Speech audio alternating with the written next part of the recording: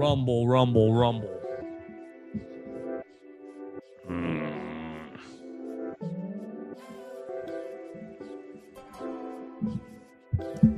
This is the Joe Gaither Show on BamaCentral.com.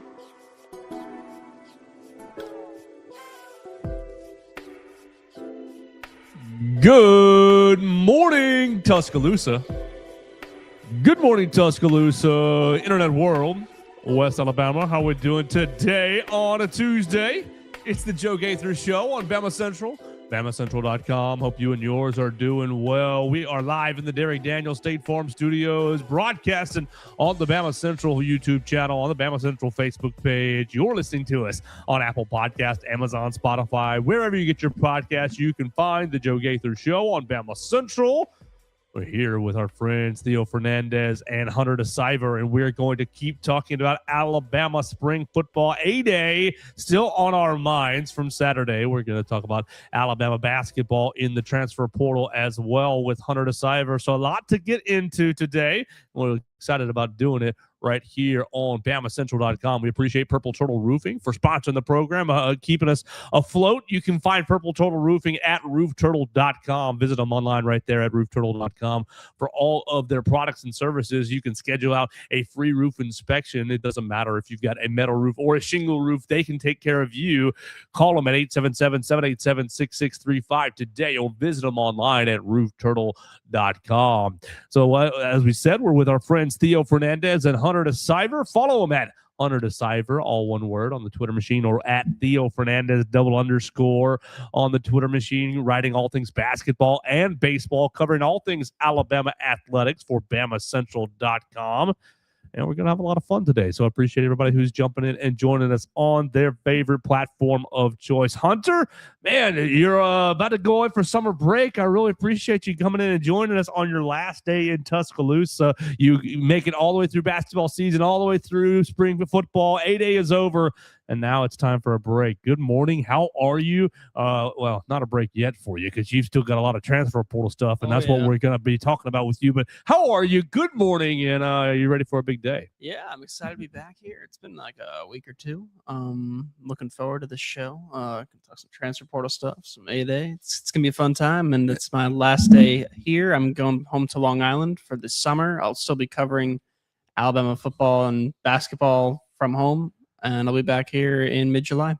Theo, we've got to give Hunter a lot of credit here. The last time he was on the show, he told everybody that Aiden Holloway would not be playing in the Sweet 16 game, and we were maybe lost in the sauce a little bit, saying that he could, that he might, that he will. And then Hunter also had Alabama losing, playing well, but losing in the latter stages of that game. So big credit to you, Hunter, being all over the NCAA tournament and the Sweet 16. Thank you. I'm jealous of you, Hunter, man. Getting to go home, getting to have some pizza and stuff in New York. Yeah, so what I do is I ask my parents like the day before, so probably today, I'm just going to say, for tomorrow morning, make sure there's bagels on the table, and it's usually there. So there you go. Hey, that's great I'll probably parents. have pizza tomorrow night. Like that's A+ parenting. Bagels on the table, pizza at night. Oh yeah. What's your favorite bagel? Oh man, I mean, I'm like the most basic person, so like I will love a plain or sesame bagel. Really? But if I had to pick I guess not necessarily a normal one, it would probably be an egg everything bagel. Yeah, I have that all the time back home. It's a great bit. I mean, I love a bacon, egg, and cheese on it, but when you want to go for the dessert bagel and you get the blueberry or the cinnamon raisin bagel with like strawberry cream cheese or something, man, that's top tier. Right. Yeah. Wow. I did have some breakfast, but now I'm ready for a second breakfast. The Hobbit in me, ready to have another breakfast, have a bagel when we get out of here. Theo, you're not going home this summer. You're going to California.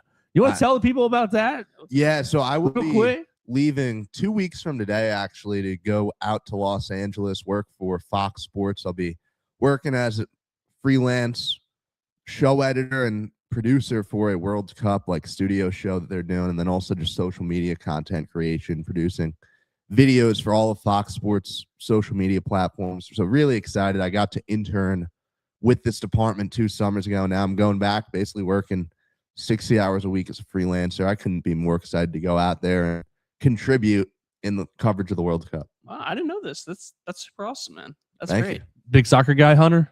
I played soccer in middle school and high school, You ready for the World Cup? and I watched the World Cup. But other than that, I'm not really watching much soccer during the year. Well, I wasn't trying to get a breakdown of No, you're anything, but just I will be That's watching. the sport I played. I will be watching the World Cup, and we'll be watching Theo's work as he gets out there this summer. Theo is he told me last week that he's going to try to stay with us and do the show, but some days this summer he may be working for the big boys at Fox Sports Network and may have to miss. So we'll work through the summer as best we can and bring you all the Alabama coverage right here on the Joe Gaither Show on Bama Central. Theo, we brought Hunter in to talk basketball transfer portal, but I feel like we probably need to start with A-Day because football pays the bills. Hunter, what you think? We walked out of Bryant-Denny Stadium. We talked about it a lot yesterday, about an hour. Yeah. When you left, obviously we left about, 6 o'clock, 5:30, 6 o'clock. What were you feeling? What are some of the things that were in your brain? You're walking to your parking deck, you're walking to your car after a full day of football, a full day of media experience. And what are some of your takeaways as Alabama now heads into the summer with fall camp on the horizon? Yeah, I mean, when you're going to A-Day, your mind is really, it's on a bunch of things, but it's on the main thing, which is the quarterback battle. And I'm sure you guys talked about this yesterday, and it's been talked about for since Saturday evening. And Keelan definitely outplayed Austin. These two right here, they did the stats for us. It was a huge help for me to kind of distinguish some stuff. But Keelan seemed much more sharp, made quicker decisions, was more accurate, wasn't afraid to go deep on some plays, and I really thought his command of the huddle and his confidence was really up from last year. Now, Austin, you got to give him some credit. He was a bit dinged up, according to DeBoer. He did not go into specifics. What a surprise there as to what the injury is. But DeBoer did say he'll be fine. And that means he'll definitely be fine for at least for the next several weeks when they're off. And then summer camp kind of hits. And I think he'll be good to go then. But that QB battle, I will say this. I went into it thinking, based off seniority, that and maybe like just that Austin was the QB2 last year while Keelan was the QB3. I said there's a 65% chance that Austin is the starter. And then after A-Day, I was like, maybe it's 55, 58, somewhere in that area. So it's much more close now, and maybe Keelan could overtake him. So you're still absolutely leaning Austin. Yeah. It's really based on last year. Wow, what was that for? Okay. Keep going, you're good. All right. I guess. But yeah, I think I'm still leaning Austin, but that's based off last year's performance. And yeah. Take me to yesterday, where real quick. Coach DeBoer spent some time with Ryan Fowler on Tide 100.9 right across the street, and was asked about the reactions to the quarterback competition, reaction to the quarterback play. I didn't listen to the interview, but you were basically transcribing everything. You were tweeting your tail off. So follow Hunter De Siver at Hunter De Siver on the Twitter machine for all those kinds of content. What did he say about the quarterback play and really what we should take from A-Day? Look, and what do you take from that? Because obviously DeBoer is going to say one thing, but you got to decipher it for us. Yeah. So when Keelan first got here last year, everyone's thinking, "Oh man, this Duncanville kid who was like a Gatorade Player of the Year, National Gatorade Player of the Year, like he's got people are already thinking about 2026 and like thinking, oh man, Keelan's definitely gonna be the starter next year, regardless of who's in front of him." And it's because of all this hype around him, and he's an athletic guy and whatever. And people are kind of, I don't want to say ignoring Austin, but the hype between the two of them was very one-sided, and it was all in Keelan's direction. And the same is happening for this year so far. And A-Day scrimmage, obviously, Keelan looked way better than Austin, but the whole thing about him being dinged up definitely kind of hurt that. And DeBoer kind of said something similar, and he's been saying like, oh, just because Keelan played better than Austin this time. I mean, those two have been neck and neck all offseason. Grubb said they were like pretty even like a month ago in the quarterback battle, and it still seems to be that way despite what happened in the scrimmage. So, yeah, I mean, I think Kalen never officially like said who the starting quarterback would be last year. It was one of the reporters that broke the news. And even after that, he said that, we're still not 100% in on Ty or something like that. So we don't know if Kalen will ever say, oh, yeah, Austin's the guy, or, oh, Keelan's the guy. But for now, I'm still sticking with Austin just by a hair. Yeah, I agree with the idea that like nothing was decided yesterday. Yeah. And I take it at face value when he says, yeah, they've been pretty neck and neck throughout the offseason. I don't doubt that. But I do think that why I've been in the Keelan Russell, like I was in the Keelan Russell camp before, and I still am, because everything that I saw during A-Day validated all the opinions I had about Keelan Russell as a football player, which is this is such a high upside guy, which is we saw the incredible plays that he's made that are going all over social media and has the entire fan base kind of ready to go to war for Keelan Russell to be the starter. I think that's where I've always been with Keelan Russell, and that is going to only continue throughout the summer, right? Like they reconvene in July after they finish things up this week. I'm sure Austin Mack is probably playing better football than he did during A-Day, right? And he's probably making big plays, and it doesn't outweigh what Keelan Russell is presumably doing on a day-to-day basis. The upside is why I think Keelan will be the starter. I think you just saw a little appetizer of that may intensify the talks during A-Day, but at the end of the day, he's still going to win the job for the same reasons that I thought he would. Yeah, I understand that. I would say the same. So you do. So you're sitting here right now telling us you're about what 50 that Austin Mack will be the starter, but you're now where are you at now? Because you open up. I just want to get clarification. Maybe I was confused. I'm not very smart. You're good. It's because there are people that would say one side's going to be like, oh, start the guy that's more experienced, and the other one's going to say, oh, start the guy that has more talent, more potential, and more upside. And what I would say is whoever the week one starter is, I'm content with.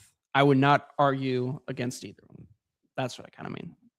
Interesting. I think you and I are saying the same thing, or are seeing things the same way, Hunter, because I'm much more concerned about other areas of this team than quarterback. Whether you're playing Austin Mack or Keelan Russell, I think you're going to have an adequate quarterback who can push the ball down the field and throw the ball up to some of these big-bodied wide receivers and really get after it in the vertical passing game. It's really, to me, the other areas of the offense that are highly, highly concerning. Of course. Go ahead. What digest the rest of the offense as you were in Bryant-Denny Stadium on Saturday. Yeah, I mean, there are four parts to an offense. You got the quarterbacks, the running backs, the receiver/tight ends, and the O-line. And I feel like those latter three definitely raised some questions. Starting with running backs, that was the main thing last year. It was just the run game was awful. There's no way to get around it. You're tied for the worst in the SEC, pretty much one of the worst in the country. After years of having guys like Derrick Henry and Josh Jacobs and Jahmyr Gibbs and stuff like that, they haven't really had someone like that in a couple of years now. And Damian Harris. And Damian Harris. Is his legacy here just completely tarnished at this point? I mean, you can speak for yourself. He's like still a top 3, top 5 rusher ever, right? I know, yeah. I think the fan base has made it clear that they don't respect much about his legacy, right? Which I don't agree with, but that it seems like that's where we're at. Gotcha. Okay, but anyways, it seems like Daniel Hill's going to be the guy. We knew that well before spring started. But there's definitely a few guys in there that have made some noise, like Trayshawn Brown's kind of been a surprise. This lower level recruit. EJ Crowell, he's been out for a little bit. He's week to week with an injury. He was using a scooter during A-Day, so he didn't participate. Kevin Riley seems to get a lot of reps lately, but in general, none of them did that great. Daniel had a 12-yard gain on his first attempt, And we're thinking like, oh boy, maybe the run game is back or something. But I think he finished the game 9 more carries after that or so. And he collected like 30-ish yards total. That's including the 12-yard gain. And that's your lead back. Like it only is really going to get, for lack of a better word, worse from there. And the run game it's not there yet. And Kalen acknowledged it with Ryan Fowler, that the O-line is taking steps in the right direction because run blocking plays a role here, but they got a long way to go. What would you do with this offensive line? I mean, they're trying everything. Like, you fire your O-line coach, get this guy at USC who's got loads of experience, including playing in the NFL. Super Bowl champion. Super Bowl champion for what team? Patriots. Okay. I saw the other day that he was on the Packers or something. I wasn't sure. But anyways, it's clear that they're doing something different in practice because Michael Carroll said something about that like a week or two ago. But it didn't really appear to be super great during A-Day. I saw the D-line, which is also very new, and just the front seven in general got not a ton of pressures, but a good amount of pressures on the quarterbacks. There's a couple sacks. Mari Johnson, this freshman, he got, I think, 2 sacks, technically, if you want to call it that. I mean, you can't really touch the quarterback, but he reached the backfield and he probably could just 8 sacks, a little. Yeah, but he would have taken them down. Yeah, you're good. You're good. You're right. So yeah, I think the O-line's got a ways to go, but I think if we want to pivot to the receivers, there's a lot of options there with Ryan Williams and Lottie Brooks and Derek Meadows, who led in targets, and Cedarian Morgan, who's now the Gulf of Mexico is his new nickname. I still don't get What do that. you why not? Jim, what is that nickname? It is weird. I will say that. I'm only referring to him as the Gulf of Mexico from now on. Right. I'm all in on It's a it. great nickname is what it is. Because, look, you're standing on the beach. Find the exact reason. You're standing on the beach down at Orange Beach, Gulf Shores, I guess Destin, anywhere in where the Gulf is, right? You don't have to be a good quarterback to hit the Gulf of Mexico. You can throw a tennis ball into the ocean, and it doesn't matter. He's open. He's catching it. It doesn't matter. I don't have to throw it in a specific area. I don't have to drop it in a bucket. Drop it. I just got to sling that thing. The Gulf of Mexico is so big. Gulf of America, whatever your favorite line is, it doesn't matter. So big, so vast, so open that I can hit it, and it's going to receive my tennis ball, my beach volleyball, whatever, my football. That open. That's how open he is. That makes sense to me. And I'm going to give us one more elaboration on Sure. why I kind of like the nickname. Okay. I was kind of geeking out over this. Well, you all know Captain Morgan, Yeah. Okay. who was named after the real Sir Henry Morgan. Was it Fortune Favors the Bold? Right? Puts the leg up, Captain Morgan. Well, yeah, like Captain Morgan, pretty. Yeah, the rum. No, Yep, yeah. yep. Go ahead. But Sir Henry Morgan was a privateer / pirate who Yeah. was very active around the Gulf of Mexico. So Oh, so he's Cedarian, Captain Morgan. he's Captain Morgan. I like Oh, that. Captain Morgan, Gulf of Mexico. Now we've got something. Okay, Well, how yo, about that? All we right. are cooking with gas right I'm there. gonna go more with your definition than what Ryan said. What did Ryan say? So Ryan said, let's see, where is the exact quote? Okay. We call him the Gulf of Mexico. You throw it in there, he's going to catch it. He's got plenty of space. I like yours way better. Yeah, Captain Morgan. Yeah. And if he ever gets named team captain, Oh my God. and I don't know if he'd be 21 yet, and if an NIL deal there is Oh, allowed, but Yeah. that would be the greatest NIL deal probably ever. Right. Yeah. Innisfree's calling right now. There Re- is another re- Morgan on the team, but still. Only like, one of them's the Gulf one of of Mexico. them. Yeah. But yeah, he's the wide receiver. Courtney Morgan. Who's the other one? Red. Red Morgan. That's right. Oh, I Thank didn't even you. think about Courtney. Yeah. Red Morgan. You only got one Gulf on the team. That's, well, you throw it down there, throw it to him. He's open. He's going to catch it. I think he would make me look like a competent quarterback. We're only Yeah. calling him Gulf of Mexico now, right? I think we have to. You guys saw his Probably. Instagram post. Yeah, he Yeah, tagged he- himself yeah. as Gulf That's of cool. Mexico. Yeah. So Yeah. But really, like, I'm with you. The wide receiver room is loaded. Like, I think it's loaded with various sizes, speeds, body types. You can pretty much do whatever. To me, it's all about the offensive line. That's why I asked you about that. Like, we're pretty much set on Rayson Delgatti at center. Yeah. You're set on with Jackson Lloyd at left tackle, but your other three spots are pretty. We're assuming William Sanders is going to play left guard. Correct. But what are you doing with? I mean, if you're not doing William Sanders at left guard, you played Mal Waldrop at A-Day, and that didn't really open up anything in the run game. No. You had Carroll at right guard and Javen James at right tackle. Hunter De Siver, Coach De Siver, is that what you would put as your offensive line? Because I'm not so sold on Javen James at right tackle. Yeah, so I think you got 3 of the 5 you already have starters for. So you have Jackson Lloyd at left tackle. I think it seems likely that Rayson Delgatti is going to be the center. And Carroll, he'll start regardless. It'll either be right tackle or right guard. He's practiced more at right guard this offseason, so they're probably going to switch him there because he was right tackle last year. He started a decent amount of games, which I'm going to be honest. I thought he should have stayed at tackle. I think he's got to wait, and he clearly was good enough last year to do it. He started at Alabama as a freshman at right tackle. Obviously, there's a competition there, and the other guy's now at Texas A&M. But gig him.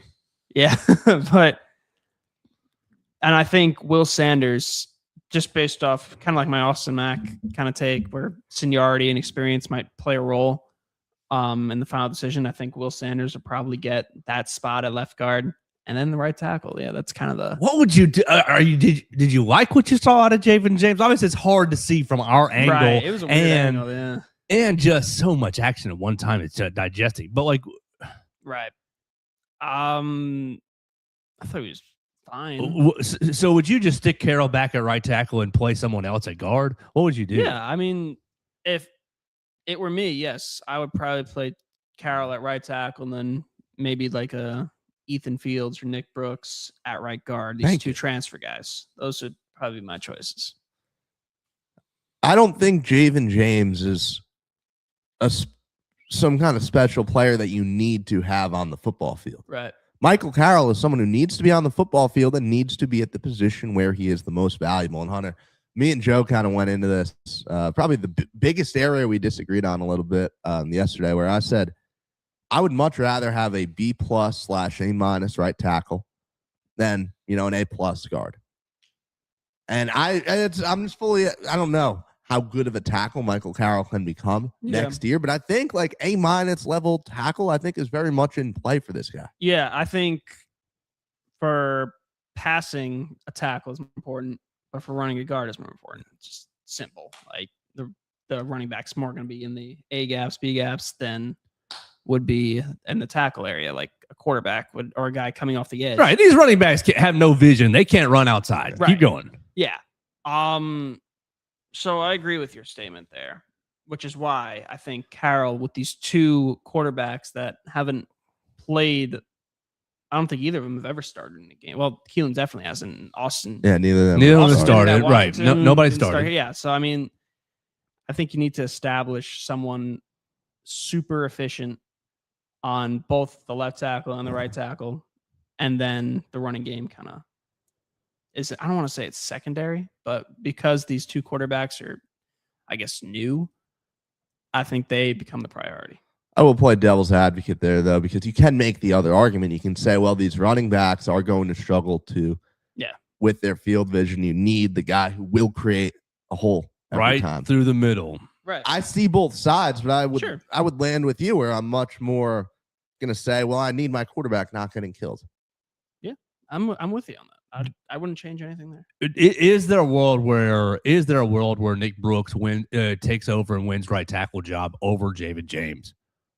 I mean, that it's wide open. Like was Ethan Brooks? I can't say Fields. Oh, my bad. Ethan Fields, Nick Brooks. Yeah, it's hard to keep them all. Yeah. Did either of them play tackle when they were at Ole Miss and Texas, respectively? Or were they mostly guard? Yes. Brooks played tackle a little bit at Texas. Okay. But played guard as well. Fields mostly played guard. My other question was like, Ty Haywood, I was under the impression this guy was recruited as a tackle who played some tackle at Michigan. Why is he not in the mix for why is he not really receiving anything in talks to be a tackle here? I fully thought he was the big tackle that was added in the portal. Like that's kind of the impression I was under when Alabama brought him in. Didn't he play on the third unit this past week? Yes. Yeah, it was the third unit, right? Is he just further behind than they thought? Or? I kind of think that's it. I kind of think athletically you trying to get him there, trying to get him beyond just big high school tackle into find some athleticism, find some flow. And I think that right now his immediate transition athletically is to guard. Now, can he be tackle? He probably could be. Probably just needs more time in a college weight room, more time in a college strength and conditioning spot, and it's got to get more comfortable. You got to get down into your hips, and you got to have really good lateral movement. I'm not sure where his lateral movement is. I think his power is really high. I think his lateral movement might be a little bit questionable. Which is why I think Jackson Lloyd is far and away your left tackle. I think his lateral movement is outstanding. And I think his power is getting there. Getting there. Yeah, I agree. I don't think there's any question about Lloyd, and probably won't be a perfect season at left tackle, right? We know that there's some concerns there.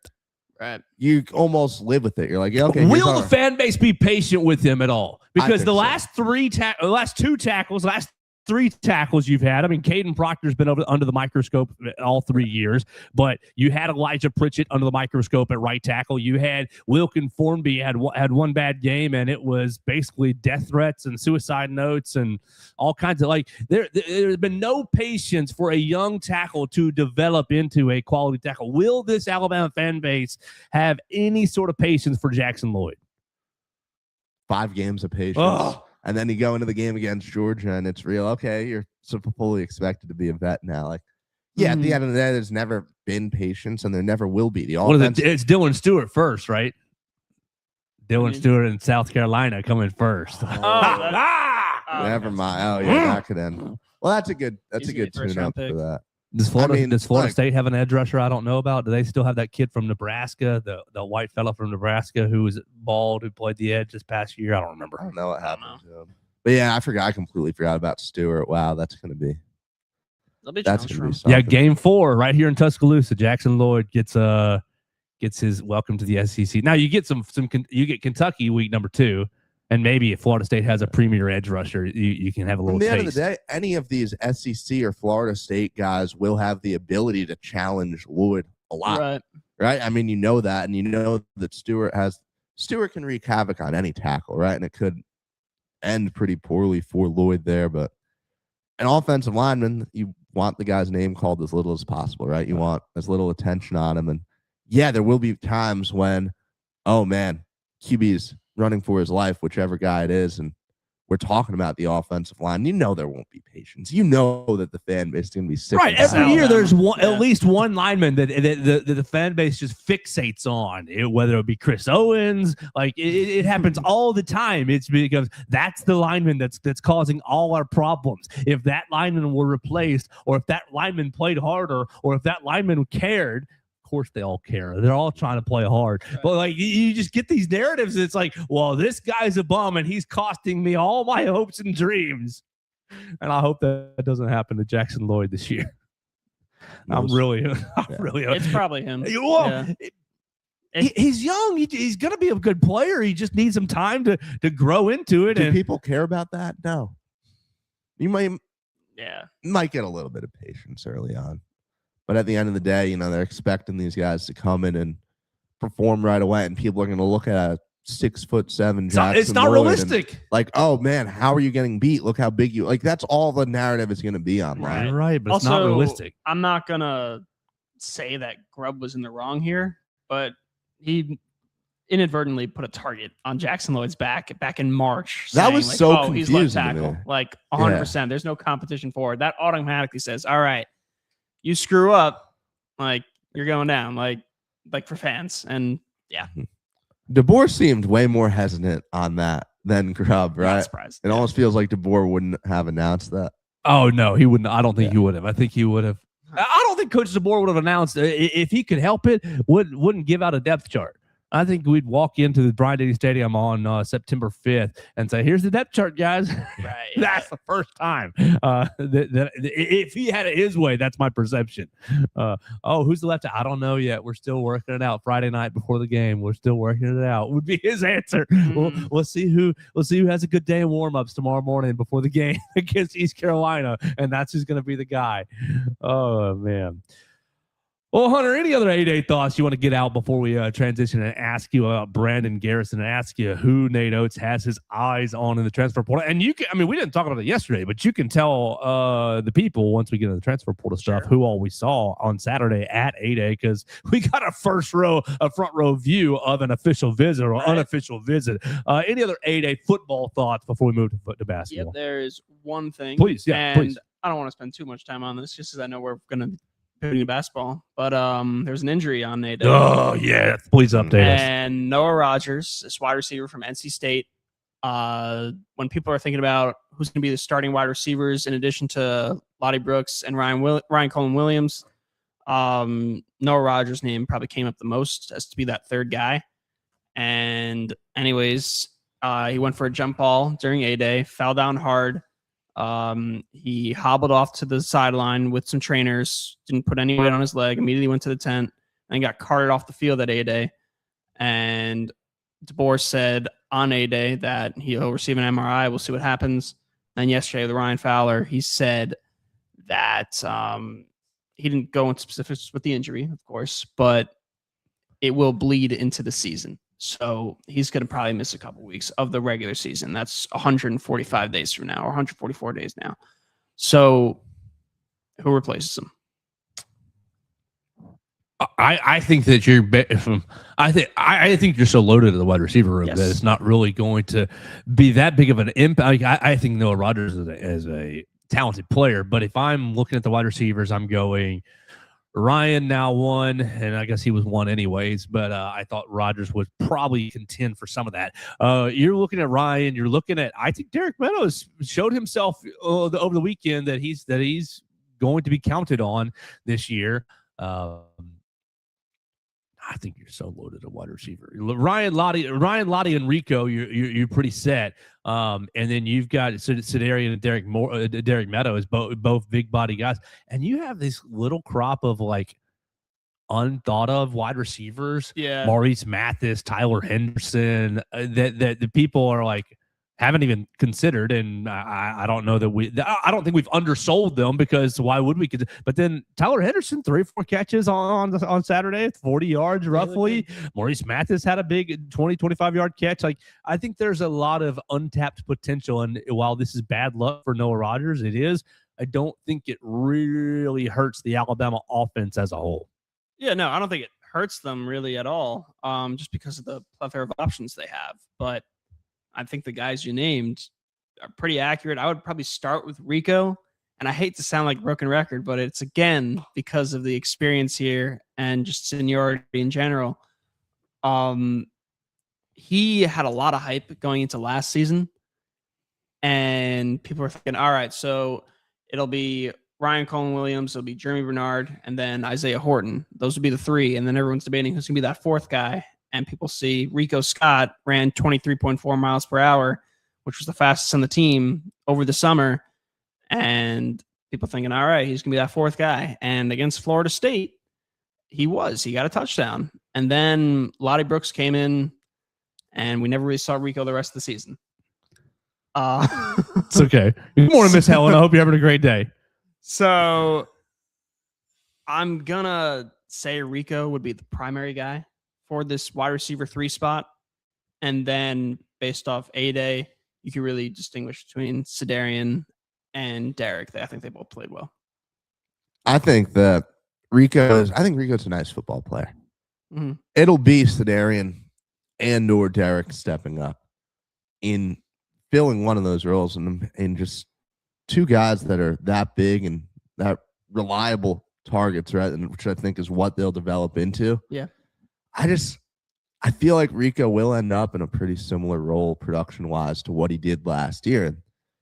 he's a good football player, but just you got two guys with such high ceilings, and you got two guys that obviously these QBs are comfortable throwing to. I mean, they gave Derek Meadows some passes that were highly, highly unlikely to be converted, right? And I think he had 5 catches over 9 targets, and a bunch of those were, I think there was one on each sideline where we'll throw it to the sideline, and it's either you get it or no one else does. And those balls were kind of overthrown, and then Austin Mack underthrew him into double coverage basically on the interception. But clearly you're giving him the ball because you trust him. Right. Sedarian Morgan, we know how absurdly high the ceiling is. I just think that it will be, when it's all said and done, that's probably your wide receiver 3 and 4 in terms of production at the end of the year.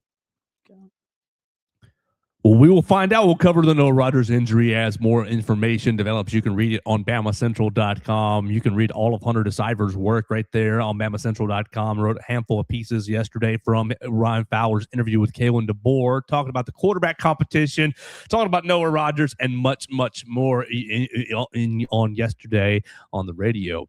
Let's transition to basketball real quick, because Alabama basketball did pull in a transfer portal target over the weekend, and I think they are zeroing in on a couple of others. So we are circling on some prospects.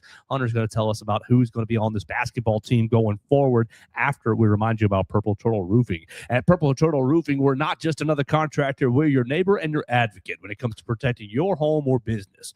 With years of hands-on experience, top-tier certification, and a commitment to excellence, we've built a reputation as Alabama's go-to roofing solution.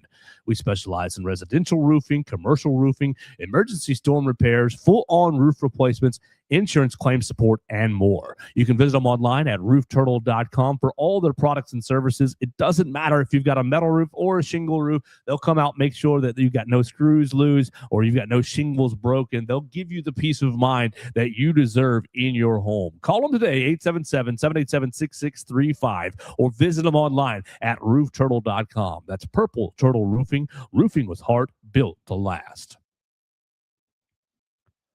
All right, we're hanging out in the Derek Daniel State Farm Studios talking Alabama athletics, and let's take a little pivot to basketball, where the Crimson Tide brought in Brandon Garrison as its newest player. Brandon Garrison from Kentucky, last 2 years at Kentucky, and then a year at Oklahoma State, was a 4-star recruit in the class of 2023 as a center. He has basically been 6'9", 6'10", 6'11", depends on where you want to look up his height. 245 most recently from Kentucky. So big bodied post player, averaged right at 5 points, 4 rebounds this past season for Big Blue Nation, playing in 36 games, only starting a handful of games, only 5 starts this year, playing 17 minutes of action for Mark Pope and them boys, but now is chosen to join Nate Oates and the Crimson Tide. Hunter De Siver, what are we getting in Brandon Garrison? What does the Alabama fan need to know about this Kentucky transfer? Yeah, I mean, he didn't play too much at Kentucky this past season. I think only had like 18 minutes per game or so, and his minutes kind of diminished actually from last year.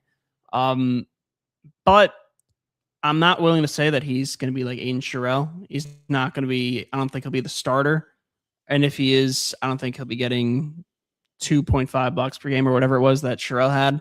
And also, like, unlike Sherrill, he's not going to be shooting threes. He only had, I had the exact number. Very bad 3-point percentage. Yeah, he attempted 57 3-pointers in 103 career contests with 16 makes, which is 28.1%.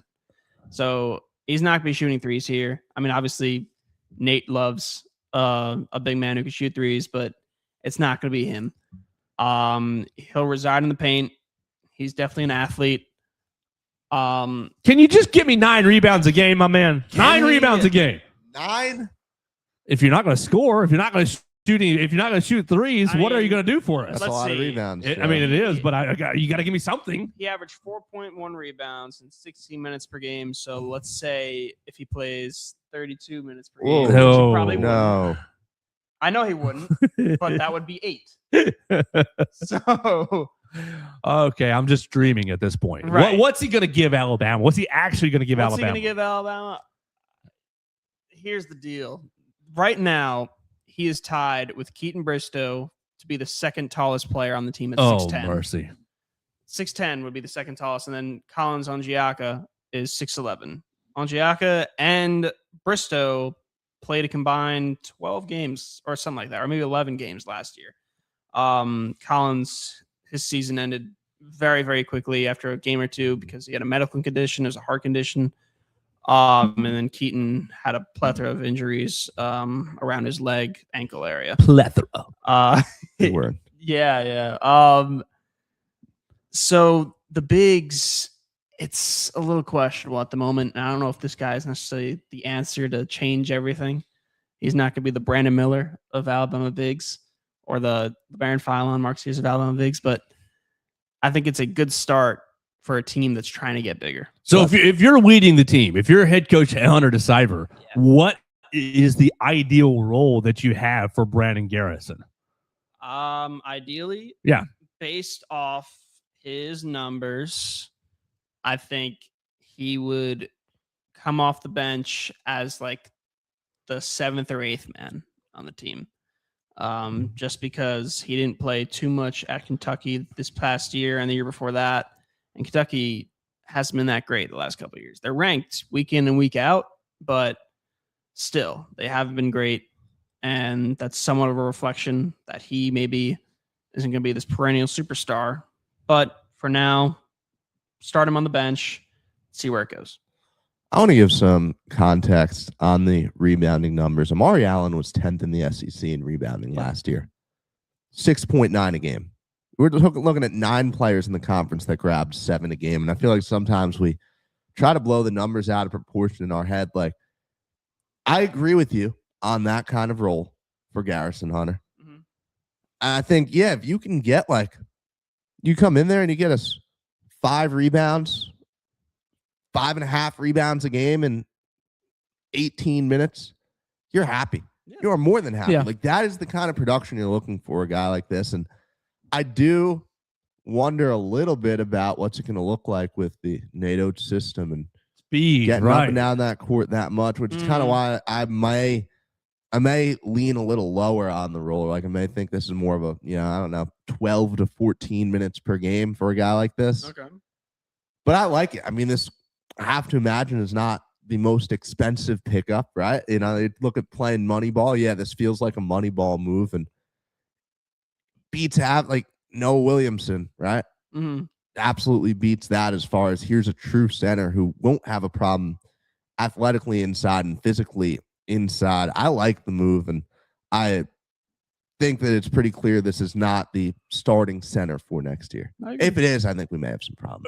That's exactly where I am, Theo. If you are replacing, if you are Noah Williamson plus, if you are replacing the backup center role, good. Check mark. Check mark right there. Yeah. Check mark. We'll see what we did. But if you are bringing Brandon Garrison in to say, "Hey, we lost Aiden Terrell to Indiana. You want to take these 28 minutes a game?" No. I'm choosing other alternatives if I can. So I'm with you right there. If you're getting a backup 2 out of a backup 5 out of Brandon Garrison, I think that's a solid move, and I'm intrigued at the possibilities. Experienced player, older player. You played Power 4 basketball the last 3 years, so you know what it's like, and you know what it's like in the SEC. I think this looks like somebody looked in the mirror and said, "Hey, we didn't do so hot in the transfer portal in the post last year with all these guys from small schools that are under thought of. Right. We should look at a big school and look for somebody who needs an opportunity." And Brandon Garrison was that guy. You got any other Garrison thoughts before I ask you about who else is on the radar? I mean, it's not necessarily about Garrison. Just they need to get bigger, and I think they're making the right step by getting this guy. He's not going to be this superstar, but it's a good step. I have one more on this. Assuming Keaton Bristow returns, which of the 2 plays more minutes for Alabama next year? Oh, my mercy. It's a great question. What did Bristow play? Like 7 minutes a game. It was low. Just as we try to scope out a rotation and what expectations. What was it? Was it 7? 12.6. 12.6. More, but still less than Garrison did. Man, that's a tough question. I'm going Bristow. I'm also probably going to go Bristow just because he's more familiar with the system at this time. He's a full year into it. But other than that, that's really the only other thing that I would say. You've got a week left in the transfer portal, Hunter. Is Alabama going to keep the 3 guys that were on the end of the bench all year long? Davion Hanna, Keaton Bristow, and Collins Onyejaka. Are they staying in Tuscaloosa? Obviously, both parties have a say in that, but it seems like both parties in all 3 cases are all trending towards running it back. Yeah, I mean, I don't want to speak for any of them. Of course, anything can change in 7 days. Right, but the transfer portal is a 2-week thing. And most of the guys announced that they're leaving before it even opens. And we're a full week in now. It closed on April 21st. I feel like if you were going to leave, it probably would have happened by now. Like, we're seeing less and less tweets saying this guy's entering the portal every day. I mean, it's still happening, and it still could happen. But as of right now, I don't really see any of these guys leaving at this stage. I do have to say, against my better judgment, you want some insider, Davion Hanna has not shown up to public speaking class, or I haven't seen him there in a week. So oh, no. I don't know. Have y'all had a major speech? Well, we're going through one right now, and me and him are both set to give our speeches tomorrow. So I think that'll be if he doesn't show up to give the speech tomorrow, you're probably going to fail the class. Uh-oh. Shoot us a text. Let us know. Okay. Yeah, wow. What you shouldn't, don't do this, but in a funny world, pull your phone out as he gives his speech and just record. as a reporter, Davion Hanna gives speech and gives speech final. He's still here. He's been a good student in the class, man. He's always there. He's always locked in. So. There you go. Exactly. Well, you don't want to. You don't film his speech. I will not film anyone's speech. What are you speaking on? I'm talking about how the University of Alabama College of Communication Information Sciences does not prepare students for being a professional. Whoa, you're going to burn some bridges in your public speaking class, are you? That's something. Well, I'm speaking. It's mostly a freshman class that I just didn't take until now as I'm graduating. So you're going to ruin all these freshmen as they're getting into it. I'm going to try to awaken them to the realities. I'm doing a presentation for the university, like speaking at a university panel on my experience. Okay. So I was already kind of planning this speech out, and I was like, well, I can also use it for this assignment. So it's something that I'm giving to professors at the university. So I figured let's just kind of double dip here. Okay. I love the boldness. It's definitely bold. I applaud that. So we look forward to hearing how that goes. I care very little about academics. Yeah, we didn't come here to play school. We came here to get a job. Came here to get a job. All right, let's get back on track. Hunter, who is Alabama going to add to this roster? I mean, you don't have that many more holes left. I mean, your holes now are LeBaron, Sherrell, Wrightsell, Millette, Williams at 5, right? Am I missing one? Bethea, 6. Bowen, 7. Those are 7 spots. Am I missing one? 7 open spots. You bring in Garrison, now you're at 6. Did you count Amari Allen in that? He did. Well, he's not said anything quite yet. So you included him, and I'd count him as one of them. So in my thing right now, I have 10 guys on the roster, including the 3 freshmen. All right, great. If Amari Allen and everyone else that's currently here stays. Oh, also, it would be 11 because Brennan Garrison. I didn't include him on here. So there's 11 guys. There we go. Tell everybody who we saw on Saturday and who else is on Alabama's radar. Yeah. So when this Tennessee kid named Cade Phillips entered the portal, everyone's thinking like, all right, it'll probably be Alabama because he's from the area. He, I think he started high school in Rainbow City, and then I forgot where he played his junior year before going to Link Academy, which is where LeBaron Philon went. So he's an in-state kid, and anyways, at A-Day, we're sitting in the front row, which is we're sitting in the suite where usually the recruits sit, and right in front on the sideline or behind the goalpost is Cade Phillips with Nate Oates, and he's also talking to Ty Simpson. So there's all smiles there, and I think that he's probably the main guy that if I had to pick right now of all the people that are in the transfer portal that would most likely go to Alabama, I think it's him, and it's been that way for a while, and I think what we saw on Saturday further proved it. So he would be the start. What do you think about Cade Phillips? 6'9", 215, 6'9", 215, averaged right about 4 points a a game this past year, 4 points, 4 rebounds this past year. So not very, not blowing you away on the stat sheet. Didn't really shoot any threes at all. So another big body guy who's not stretching the floor with his shooting prowess. What do we think about Cade Phillips adding to this roster? Did you just add Cade Phillips in Brandon Garrison? What do you mean? Yeah. I mean, are they the same player? Are they the exact same person? Are they the exact same player? So they're similar.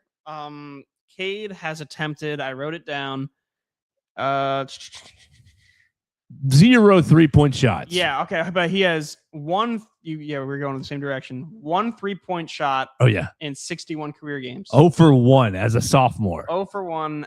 So, and when I looked at him, he's just staying in the paint the whole time. You think Rick Barnes is telling him you can't shoot, and so he's coming to Tuscaloosa to get the green light?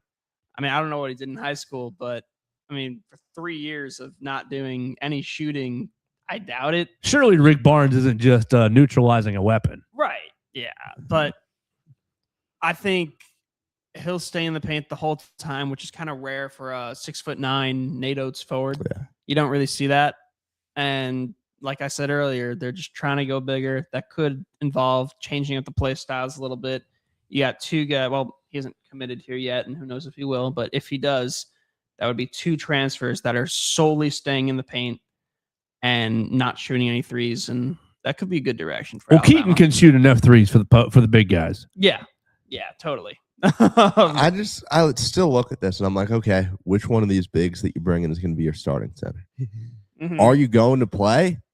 We don't need a starting center. We'll play 4 different guys, 15 minutes a game. Like, are you just approached by committee? No, you obviously need to make a splash, right? And I think the guy that I like is this Mississippi State transfer who is visiting today, Jamarian Davis-Fleming. Mm-hmm. I think that he is somebody who showed enough flashes as a freshman, despite not necessarily having the numbers, but good recruit who did work and is a younger guy who maybe could step up and really take a leap with Alabama. But I still it's a bunch of moves as far as the bigs go that don't move the needle. Mm-hmm. And I still like them because clearly you had a depth problem with bigs. And I think it's worth overcompensating this cycle to make sure you don't have that problem.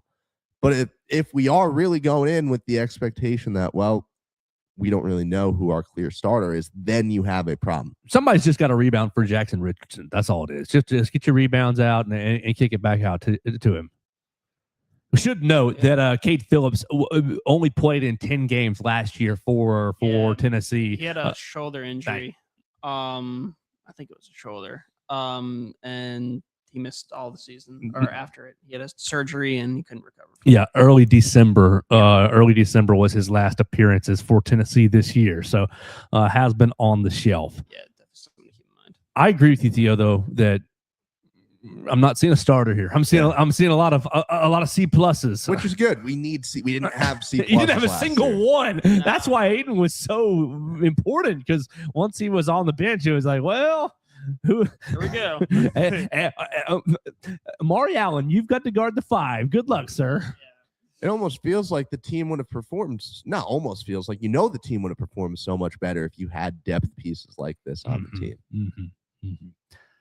All right, so you see a lot of other names. Jasper Johnson, you're seeing a young man from Syracuse as well, being bantered around. So Alabama staying very active in the transfer portal. Scholarship limit is 15, and if you are at 11 right now, you gotta take advantage of the 4 scholarships that you have open. You may be having a 5th open if Amari Allen ends up in the NBA draft cycle, as we kind of all expect. Hunter, any other basketball thoughts? Anybody else on the radar? Any roster construction news or notes you think we should be talking about? I mean, the only other guy might be Jasper. Yeah, tell us about him just a little bit. I can't tell you too much, but based off his recruitment, I think he was the runner-up, or Alabama was the runner-up. And if you're in the transfer portal and then your runner-up school automatically becomes an option. And that goes for anybody.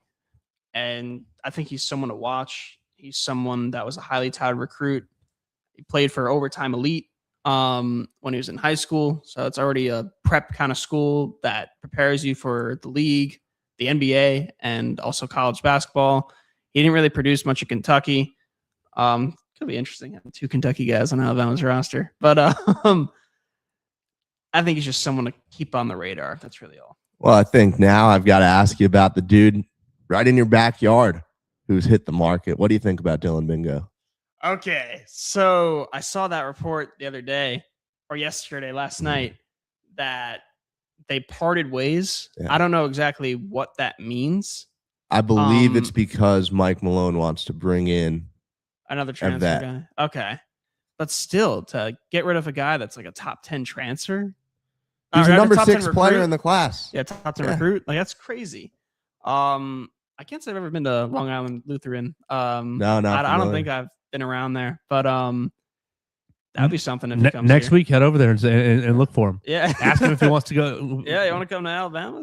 See what Nate Oates is up to? There you go. I don't know what Nate and Preston were doing with him. I'm assuming Preston Murphy got in contact with him while he was like being recruited, but he could be someone to watch. I mean, that would be a splash, man. And you have the ability to add a player like that, especially. They need a guard. So first of all, I have to imagine the money for a guy like that has to be down at this point because teams have spent a lot already, right? At this point, you're probably right. You're probably right. For a high school player, yeah. At this point, you're probably, because people are spending money in the portal right now. Yeah, man, I would. You win the offseason if you add him. Yeah, in my opinion. Yeah, I mean, you got to find a replacement for LeBaron Philon. Aiden Holloway's great, and we don't even know if Aiden Holloway is going to be able to play. It's uncertain. It depends on his court case.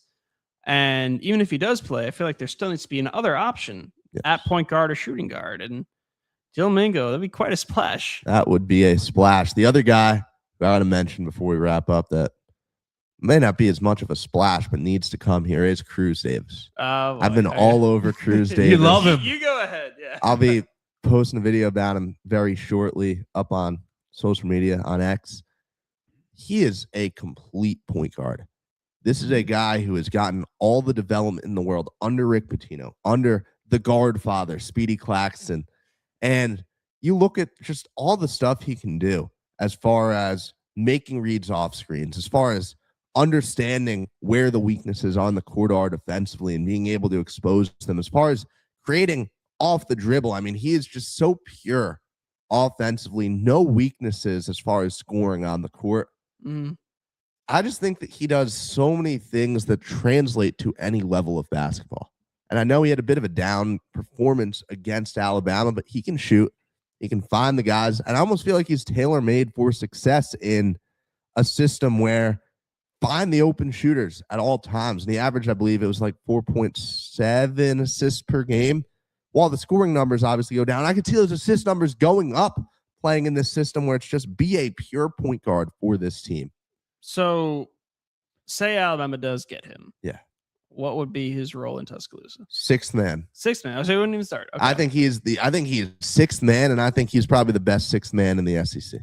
Okay. The Latrell Wright, so Houston Millette replacement, the first guard off the bench, basically. First guard off the bench. I like it. And I also think that when you look at the way that Holloway has played at times, right, with point guards and not needing to be the ball dominant guy, I think it would work perfect with Cruz Davis. And Davis, on the flip side, also played alongside Preston Edmeade, was the other star point guard for Hofstra. Yeah, so he played non-ball dominant a bunch. And I just think he's a very versatile player as a point guard. He's 6'3". He's athletic enough to avoid being really a liability defensively. He was a solid recruit out of high school. I like the move a lot. I think it's a home run for Alabama, especially with the Alabama Hofstra pipeline needs to reopen. I don't mind that at all. I mean, Hofstra's 20 minutes away from me back home. So that'd be super cool.